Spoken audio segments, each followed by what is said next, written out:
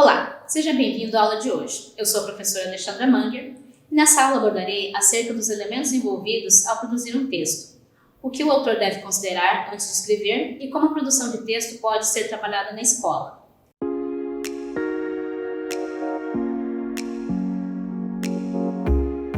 Olá, aluno unifaciar. Seja bem-vindo à aula A Produção do Texto Literário, em que apresentarei elementos envolvidos ao se produzir um texto, isto é, o que um autor deve considerar antes de escrever. Nesta aula, você conhecerá outras características que compõem uma obra literária, como a relação entre o autor, texto e leitor, tipos de textos, literário e não literário, intertextualidade, literalidade e outros elementos essenciais à obra literária. Bons estudos! Primeiramente, é importante ressaltar que a teoria literária não se interessa em estudar a vida pessoal do escritor, e sim a sua obra.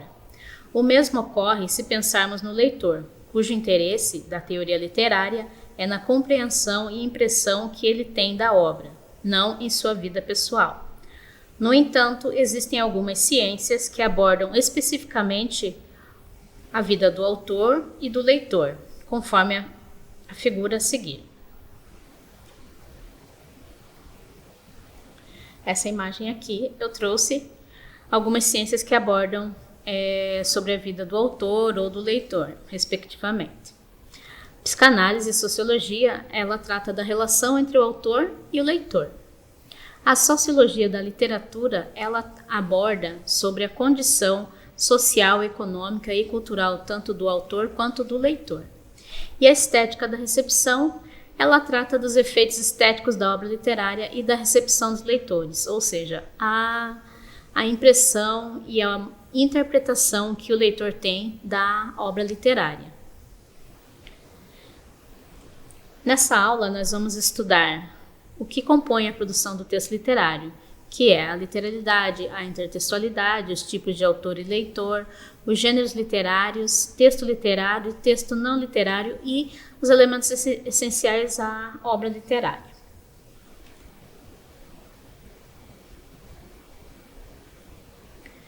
Então, a partir dessas informações, é possível constatar que áreas afins da teoria literária investigam o autor e o leitor, a partir dessas que eu acabei de falar para você. A psicanálise, a sociologia da literatura e a estética da recepção. No entanto, essas investigações pouco contribuem para o estudo da obra literária em si. A esse respeito, Kirchhoff afirma: a teoria literária, embora não exclua o autor e o leitor de seu campo de análise, tem a forte tendência de abordá-los no âmbito das estratégias textuais, evitando dessa forma realizar extrapolações em direção ao mundo social ou psicológico do autor e do leitor como pessoas históricas. A seguir, você entenderá um pouco mais a respeito da obra, do leitor e do autor. Vamos falar primeiramente da obra.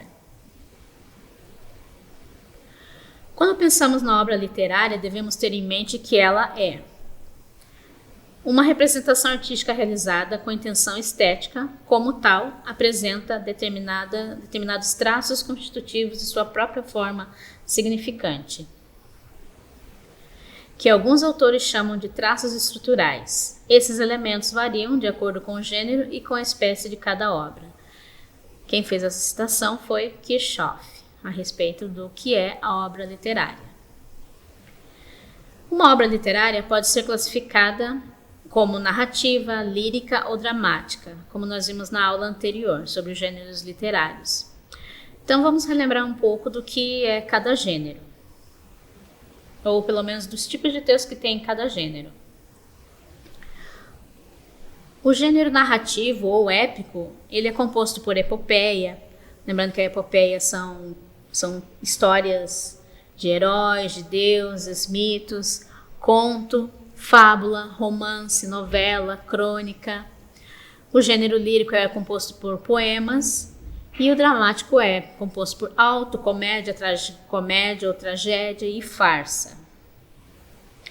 Entretanto, além de conhecer as características de cada gênero literário, É importante lembrar que os teóricos da literatura se preocupam com a relação entre a obra e o contexto em que foi gerada.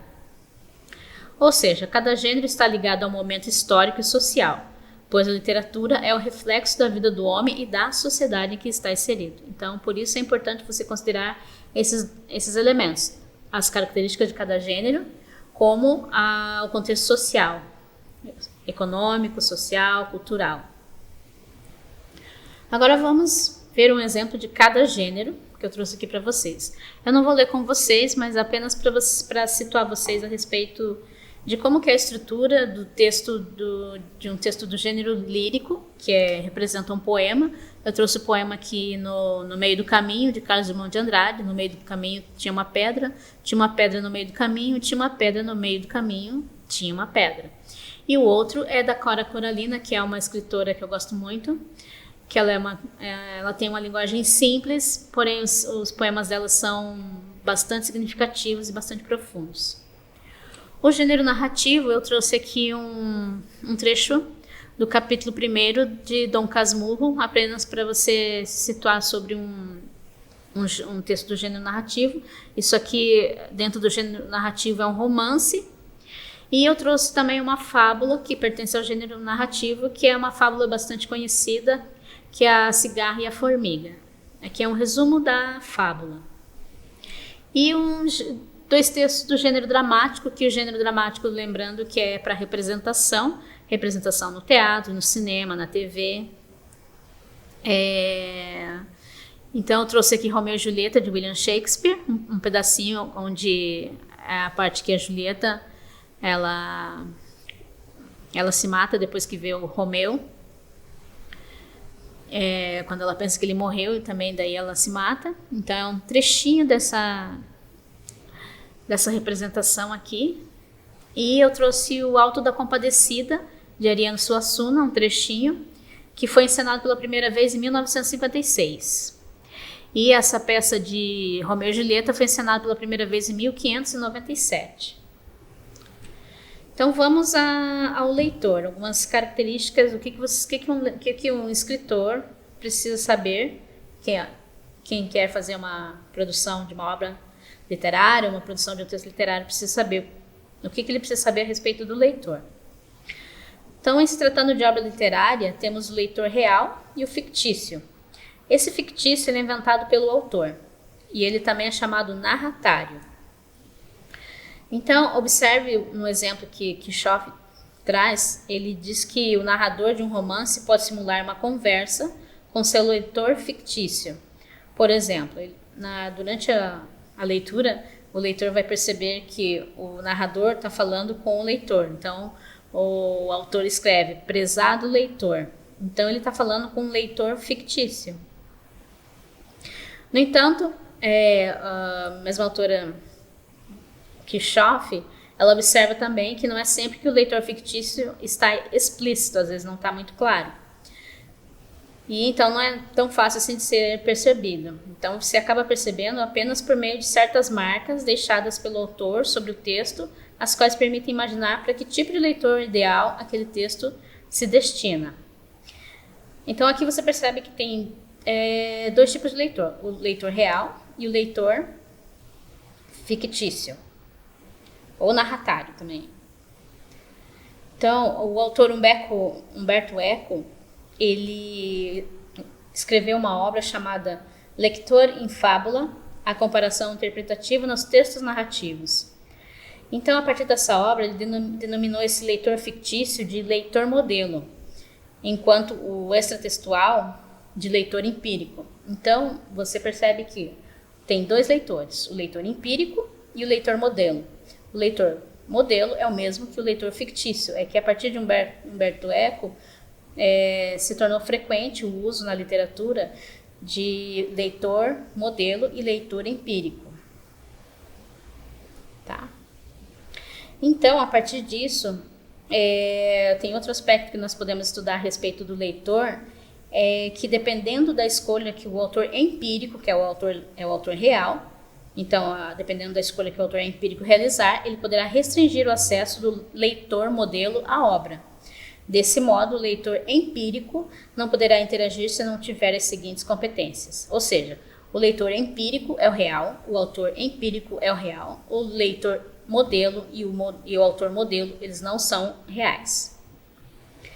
Então, a partir desse entendimento que o autor empírico pode criar algumas restrições para o leitor modelo, então o leitor modelo, que é o leitor ideal, entenda que é o leitor ideal, deve ter essas competências para poder realizar a leitura e compreender a obra literária. Então, o leitor modelo, ele deve ter a competência gramatical, que é o conhecimento do leitor do código linguístico, ou seja, da língua, da estrutura da gramática.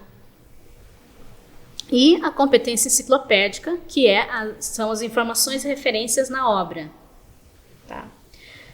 Então, a partir da competência gramatical que o leitor modelo ou leitor ideal deve ter, essa competência ocorre quando uma obra escrita, por exemplo, em inglês, ela só pode ser compreendida por leitores deste idioma. Então, o leitor que quer ler um texto em inglês, ele tem que ter essa competência gramatical, ou seja, ele tem que conhecer o código linguístico da língua inglesa. No entanto, essa competência também é requerida no caso de obras do próprio idioma. Outro exemplo é quando o autor utiliza um vocabulário, expressões que pertencem a uma outra época e caiu em desuso ou modificou-se ao longo do tempo. Ou seja, eu falei da língua inglesa, por exemplo, que se você quer ler um material em outro idioma, ou no inglês, ou no espanhol, enfim, qualquer idioma, você tem que conhecer o código linguístico, conhecer a estrutura do idioma para compreender aquele texto, aquela obra em si. No entanto, essa competência gramatical também é necessária quando você está no mesmo idioma. Por exemplo, se você pegar um texto de muito tempo atrás, sei lá, do século XII, por exemplo, você vai poder perceber que a estrutura gramatical em que ele é escrito é diferente. Muitas palavras que eram utilizadas naquela época não são utilizadas hoje. Então, é esse tipo de competência gramatical que você tem que utilizar também quando é no teu próprio idioma, porém, vem de outras épocas. Tá? Então, a esse respeito também Kirchhoff ressalta que todo autor empírico cria em suas obras certa gramática própria e espera que o leitor a decifre. Tá? Agora, em relação à competência enciclopédica, ela ocorre quando uma obra traz citações que se referem a personagens ou estudiosos conhecidos, ou paráfrases e alusões a outras obras literárias. Isso aqui a gente vai falar mais um pouco quando eu falar de literalidade, de intertextualidade, que é quando um texto conversa com outro. Porque quando nós escrevemos, muitas vezes nós buscamos referências em outros lugares. Então, nós trazemos personagens de outros textos. Por exemplo, uma vez eu vi uma questão de uma redação, por exemplo, que trazia o Pica-Pau e o Pinóquio. Então, esses dois personagens, eles têm uma história. E o exercício pedia para ver o que os dois tinham em comum, por exemplo. Então, basicamente, o que você pode dizer que os dois têm em comum é a mentira, tanto o Pinóquio quanto o Pica-Pau. Então, isso se chama intertextualidade. Um texto vai conversar com o outro. Então, essa competência enciclopédica muitas vezes diz respeito a isso também, porque traz informações, referências na obra, e para um leitor que está fazendo leitura de determinada obra e encontra o nome de alguém ali, por exemplo, eu vou encontrar o nome de Ferdinand Saussure, e eu não sei quem é Ferdinand Saussure. Então, quando você não sabe disso, você não é o leitor ideal. Porque esse leitor ideal, esse leitor modelo, é criado pelo autor empírico. Então, ele espera que o leitor modelo tenha essas duas competências para compreender perfeitamente a intenção do autor e o que ele quis dizer com aquela obra. Tá? Então, a partir da descrição e exemplos, constata-se que o leitor modelo, que tem essas duas competências, é capaz de realizar a leitura de textos mais elaborados e complexos, pois tem desenvolvido os conhecimentos linguísticos e extralinguísticos. Em contrapartida, um leitor modelo que não tem essa bagagem é considerado menos preparado, como uma criança ou um adolescente cuja capacidade gira em torno de uma leitura de texto mais simples. Desse modo, deve-se considerar que o objetivo da leitura também determina o tipo de texto. Isso nós também já estudamos, que se você tem que fazer uma leitura por necessidade ou por entretenimento, o teu objetivo, o teu foco muda. Então, quando você tem que fazer uma leitura para entretenimento, isso é mais leve. Então, para finalizar esse assunto sobre o leitor, Kirchhoff ainda esclarece a diferença entre os leitores. Então, nós temos o leitor narrático, que eu falei no início, que ele é um personagem que é criado pelo autor empírico e que ele é evocado explicitamente no texto. Assim, ele não é um papel de narrador, mas ele é um leitor que o autor pode fazer surgir dentro do texto, que ele é diferente do leitor modelo. Porque esse leitor modelo é uma criação do autor que ele supõe que a pessoa que está lendo poderia se identificar. Mas para essa pessoa que está realizando a leitura de determinada obra, ser o leitor modelo, ele tem que ter tais competências, a competência gramatical e a competência enciclopédica, para que ele tenha êxito na leitura. E enquanto o leitor empírico é o leitor real, que ele pode se identificar com o leitor modelo se ele tiver essas competências. Agora nós vamos falar a respeito do autor. O que alguém que precisa produzir, que quer produzir uma obra literária, precisa saber a respeito do autor. Então, no subtópico anterior, que eu acabei de dizer que é sobre a obra, você aprendeu que existem dois tipos, que foi sobre o leitor, você acabou de aprender que existem dois tipos de leitores, o leitor modelo e o empírico. Isso também acontece com o autor, sendo que o autor empírico é aquele que escreve e organiza o texto. Nesse contexto, o autor empírico cria uma imagem de si mesmo, isto é, o autor modelo. Ele mesmo cria a imagem do leitor modelo e ele cria a imagem do autor modelo, ou seja, aquele que a gente espera. Então, esse autor modelo é um eu enunciador, responsável pelo eu comunicador. No entanto, o autor modelo é diferente do narrador, que é aquele que controla a enunciação em cada obra. Então, cada obra tem um narrador.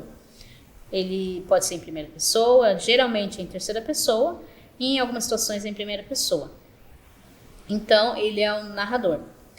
O eu empírico é diferente do narrador, porque o narrador ele é constante ali na obra.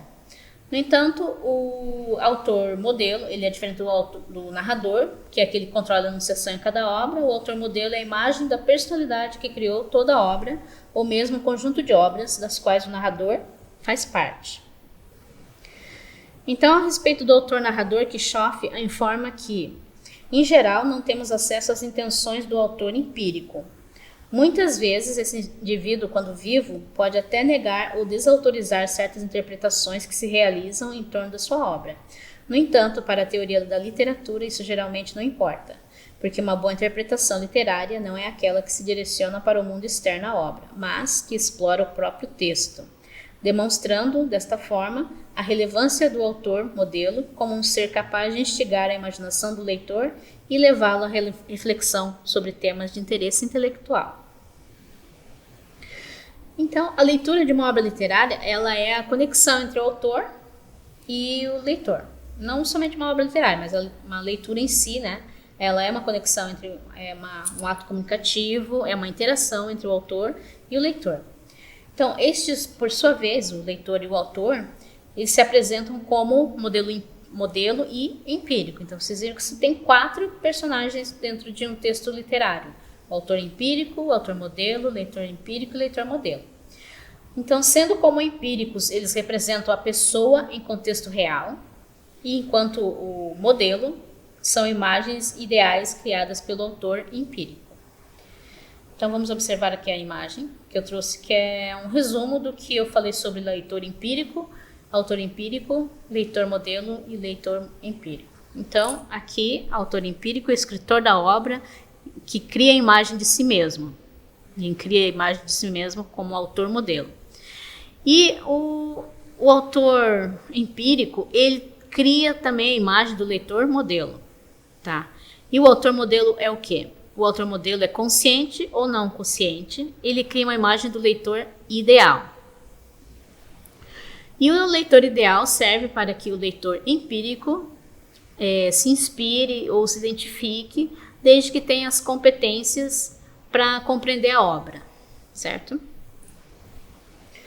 Então vamos agora aos tipos de textos que você pode escrever. Lembrando que o nosso foco é para o texto literário, mas eu vou apresentar um outro tipo de texto. Sabemos que a obra é o meio pelo qual o autor comunica sua mensagem, por isso agora o nosso estudo será voltado para o tipo de texto que será utilizado a fim de cumprir o propósito do ato comunicativo. Nesse sentido, a abordagem é apontar a definição e as características do texto literário e não literário. Então, nós temos dois tipos de texto. Então, aqui é um resumo dos dois tipos de texto. Literário é aquele que tem um conteúdo que busca emocionar ao recriar a obra, a recriar a realidade com ênfase na estética. Então, você percebe que ele produz, quem opta por um texto literário, ele fará um conteúdo que tenha intenção de emocionar, vai recriar a realidade com ênfase na estética. Então, quando você recria a realidade, nem sempre você vai tratar da verdade. Pode ter coisas inventadas, situações inventadas, porque isso é comum ao texto literário, recorrer ao imaginário, invenções. Então, isso é comum ao texto literário. Já o texto não literário, ele tem um conteúdo informativo, objetivo, que expressa a realidade. Então, segundo Silva, vamos às características primeiro do texto literário. Então, segundo Silva, o texto literário ele não precisa corresponder a um referente externo, não há compromisso com a veracidade de dados, o texto simplesmente acontece, os elementos são significativos, mas requerem atenção do autor e do leitor. Os textos permanecem ao longo do tempo. Você pode ver muitas obras que são conhecidas, por exemplo, Shakespeare, a primeira encenação que eu falei de Romeu e Julieta em 1500. Então, muito tempo atrás. Então, e ainda assim essa obra é viva, é comentada, inspira trabalhos, inspira peças, enfim. É uma obra que é viva e permanece por longo tempo. A comunicação se dá principalmente em nível simbólico proveniente e destinado ao inconsciente. Ainda sobre o texto literário, ele tem por objetivo provocar o imaginário, integrado por elementos da realidade. Então, ele é cercado pela realidade, mas ele usa o imaginário para permear essa realidade. Ele não conta a realidade exatamente como ela é. O texto literário também ele sofre transformação durante a leitura por conta do entendimento e interpretação do leitor, o que isso não ocorre no texto não literário. Então, exemplos de textos literários. Em prosa, tem o conto, a fábula, o romance, a novela, a lenda. E em verso, tem a epopeia e o poema em si. Então, aqui eu trouxe as características de um texto literário. Permite várias leituras, por quê? Várias interpretações sobre o mesmo texto. Causa emoção, ele é subjetivo, ele não é um texto objetivo, ele busca realmente emocionar, trazer algum tipo de sentimento à pessoa que está realizando a leitura. Ele recria a realidade e ele tem uma linguagem conotativa, ou seja, uma linguagem mais figurada. Tá? Então, agora eu trouxe aqui exemplos de texto literário. Um trechinho só. Eu trouxe um trechinho do Meu Pé de Laranja Lima, de José Mauro de Vasconcelos. Matar não quer dizer a gente pegar revólver de Buck Jones e fazer boom. Não é isso. A gente mata no coração, vai deixando de querer bem e um dia a pessoa morreu. E eu trouxe um trecho de O Pequeno Príncipe. Se tu vens, por exemplo, às 4 da tarde, desde as 3 eu começarei a ser feliz. Quanto mais a hora for chegando, mais eu me sentirei feliz. Então, dois exemplos de texto literário que busca essas características aqui. Você pode fazer leituras diferentes a partir desses dois textos. Você vê que é um texto subjetivo, não está trazendo nenhuma informação, é apenas para você pensar, refletir, sentir. Ele recria uma realidade e tem uma linguagem figurada. Agora nós vamos ver o texto não literário. Apesar do foco dessa aula ser o texto literário, abordarei brevemente sobre o não literário, a fim a fim de que você perceba a diferença entre o texto literário. Tendo em vista que temos mais contato no dia a dia com o texto não literário, seguem as principais características apontadas por Silva, 2014. Então, esses textos não literários, eles costumam ser informativos ou conceituais, se referem a um conteúdo externo, diferente do texto literário, que não se preocupa com o contexto externo. Ele é imediatista, esse texto não literário. São textos cotidianos, passageiros e às vezes até descartáveis, ou seja, eles não duram ao longo do tempo. E então são exemplos disso. Já vou mostrar os exemplos para vocês, mas quero ressaltar aqui as características dele, do texto não literário. Ele informa sobre a realidade, diferente do não literário, que recria a realidade. Ele é objetivo e ele tem uma linguagem denotativa, a linguagem que nós estamos acostumados mesmo, né, da realidade, não é uma linguagem figurada. Então, o texto literário, quais são os exemplos? Bula de remédio, verbete da enciclopédia, receita, notícia de jornal, de revista, manual de instrução de qualquer coisa, carta, folheto do supermercado, por exemplo, verbetes do dicionário. Isso tudo é texto não literário. Então, agora nós vamos a mais uma parte sobre a produção do texto literário, que são os elementos essenciais da obra literária. Então, segundo Silva, os elementos essenciais da obra literária são conteúdo da obra literária, tá?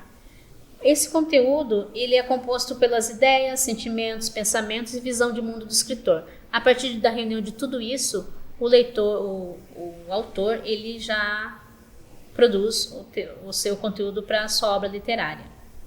É um apanhado de tudo isso. Lembrando que a visão de mundo é contexto histórico, contexto social, econômico, cultural. Isso tudo compõe a visão de mundo do autor. Outro elemento essencial à obra literária é a forma. Nós temos duas formas. Então, a forma é a linguagem, são os aspectos que envolvem a construção do texto, ou seja, aspectos linguísticos e gráficos do texto também. Então, essa forma ela pode ser em prosa ou verso, e a prosa, por exemplo, ela é uma expressão simples e natural da linguagem, que nós costumamos escrever no dia a dia. Ela também é usada de maneira informal quando falamos ou quando escrevemos um e-mail, um bilhete, e é a forma mais comum de expressarmos o nosso pensamento. Já o verso, ele tem algumas características, que trazer em versos, em linha... Verso, o que seria necessariamente? São linhas quebradas, sem parágrafo, cada bloco representa uma estrofe, tem preocupação em manter rimas, apresenta sonoridade, recursos sonoros para ser considerado um verso. Já a prosa, ela apresenta parágrafos, linha de tempo. A linha de tempo, ela mostra o que aconteceu e quando aconteceu e normalmente traz a realidade. Tá? Bem, outro elemento essencial a obra literária são os estilos. Então, cada autor adota um estilo. Tem um estilo que é individual, que é a capacidade original e criativa do próprio escritor em produzir aquela obra. Tem o estilo de época, que determinado autor se identifica com determinada época e procura elaborar, produzir o seu material em cima dos procedimentos artísticos de determinada época.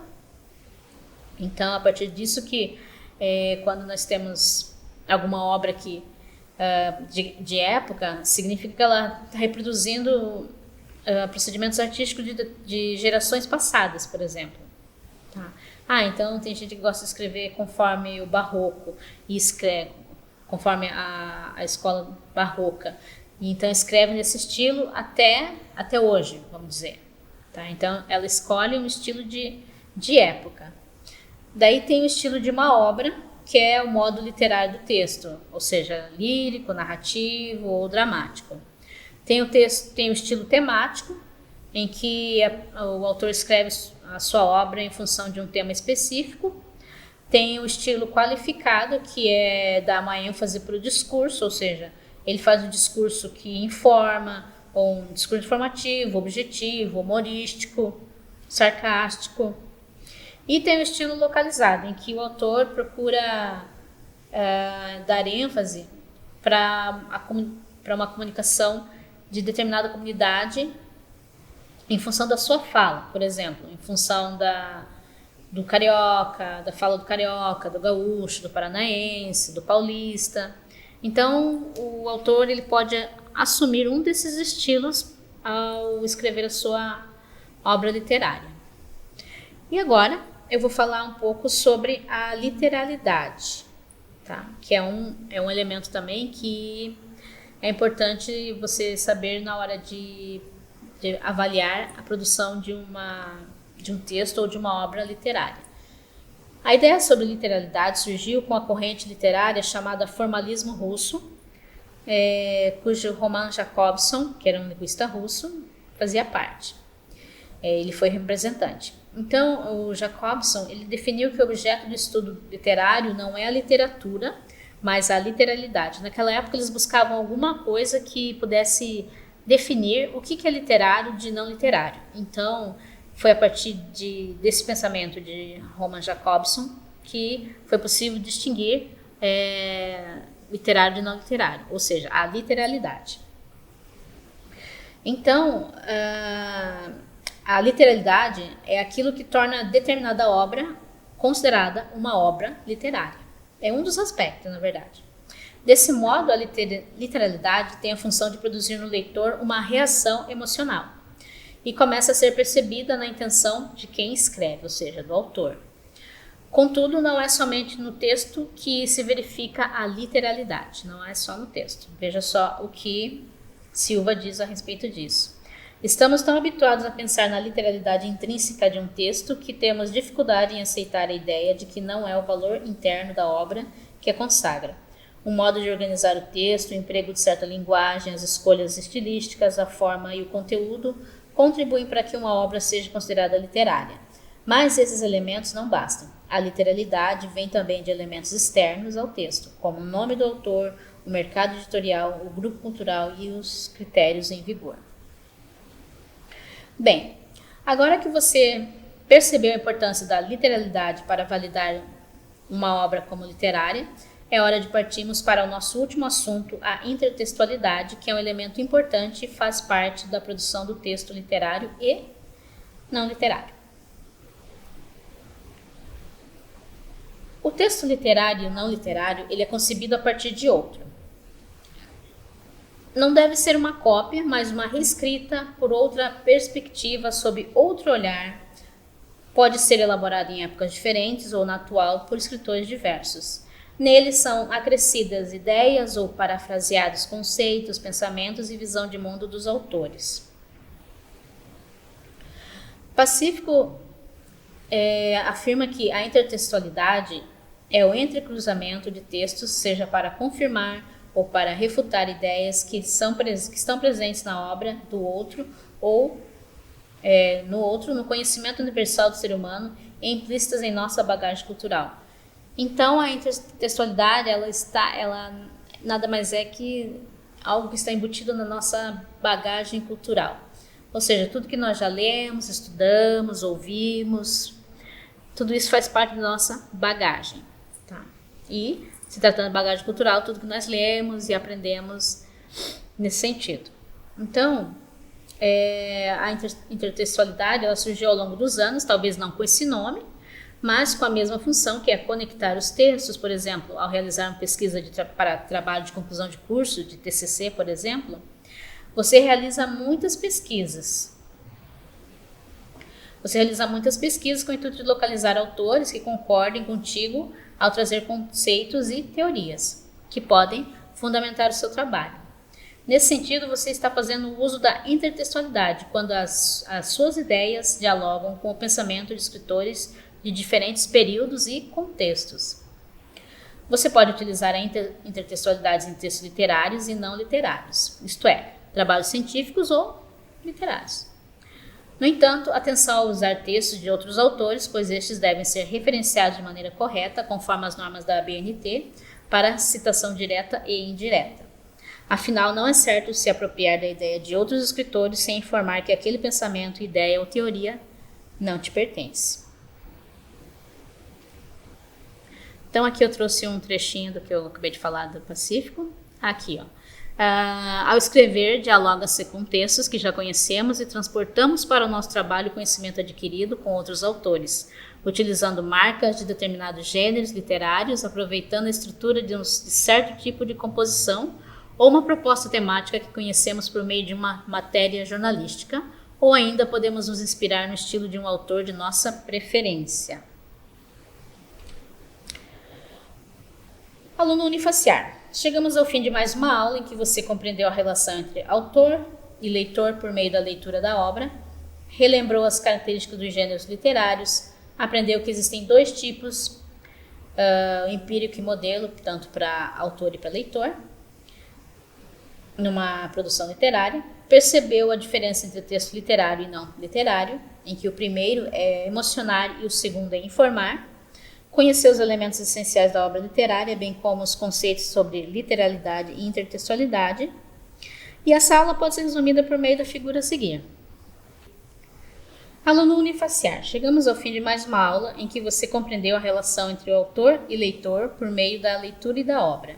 Relembrou as características dos gêneros literários, aprendeu que existem dois tipos, empírico e modelo, de leitores e autores numa produção literária, percebeu a diferença entre texto literário e não literário, em que o primeiro é para emocionar e o segundo para informar, conheceu os elementos essenciais da obra literária, bem como os conceitos sobre literalidade e intertextualidade.